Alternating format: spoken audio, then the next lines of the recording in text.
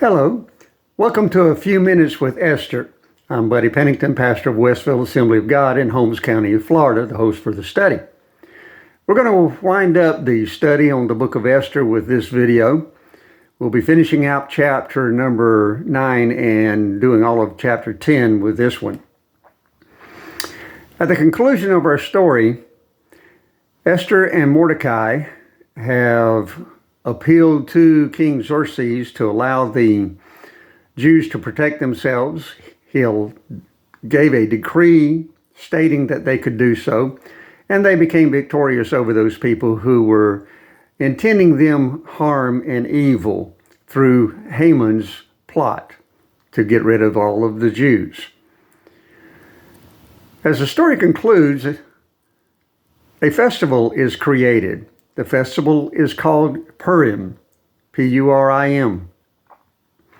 Now, this festival is named after something actually that Haman had done. When he was plotting to destroy the Jews, he cast lots in order to determine when he was going to try to kill them all. The casting of the lots was the casting of the Purim. When they were victorious over their enemies, Mordecai and Esther suggested to the Jewish people that they establish a celebration day that would be held annually to commemorate their victory over their enemies and the time whenever they were allowed to defend themselves and God brought them out of destruction and placed them instead in favor of the king. The festival of Purim occurs annually during the early spring, about the time we would call the end of February, beginning of March. It was in the month of Adar of the old Hebrew calendar. The festival is held annually, and it does commemorate the time when the Jews were able to be delivered from their enemies. As we look at our own lives, there are many times when God delivers us, and sometimes we remember those days specifically.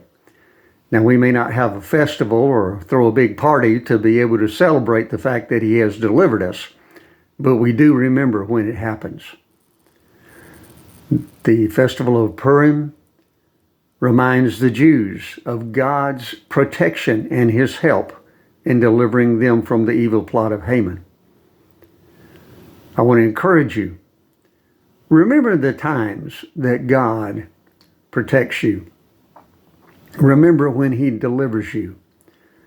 It's great to remember for a few days when God protects us, but I think it would be to our benefit if we would mark our calendars and remind ourselves on a regular basis that God does protect us, that He does provide for us, and He does help us during our lives, and especially in times of trial. It's been my hope and prayer that this study will have blessed your heart. Allow me to encourage you to share the lessons that we've had with your friends on your social media pages. I invite you to visit our Facebook page for Westville Assembly of God.